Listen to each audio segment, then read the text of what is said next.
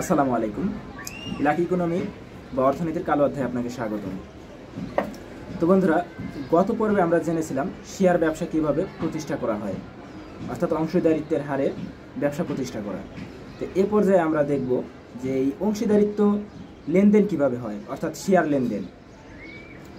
ধরেন যে আমাদের এখানে যদি দ্বিতীয় কনসেপ্টে যেটা ছিল যে 8 জন ব্যক্তি মিলে আমরা 1000 টাকার একটা ব্যবসা প্রতিষ্ঠা করেছি। এখন আমার আরেক বন্ধু বলল যে আমিও তোদের সাথে ব্যবসায় যুক্ত হতে চাই।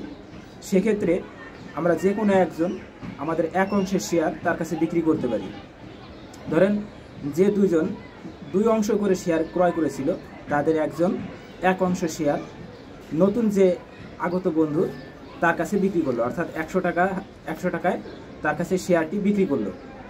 তো সে আমাদের সাথে শেয়ারে যুক্ত হয়ে গেল এবং এই যে আমার যে শেয়ারটা সে কিনে নিল, এটাই শেয়ার লেনদেন। আবার এরকম হতে পারে যে আমাদের কোনো বন্ধু বলল যে আচ্ছা আমি আর এই অংশীদারিত্ব ব্যবসায় থাকতে চাই না, তো সেক্ষেত্রে তার শেয়ারটা আমরা কিনতে পারি। আবার তো যে কিনবে সে দুই অংশের অংশীদার হবে এবং যে বিক্রি করে দিবে সে এই ব্যবসা থেকে বের হয়ে যাবে।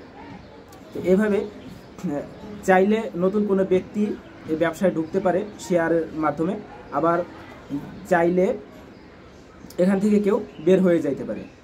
তো এভাবেই শেয়ার ব্যবসায় শেয়ার লেনদেন হয়ে থাকে। ধন্যবাদ সবাইকে।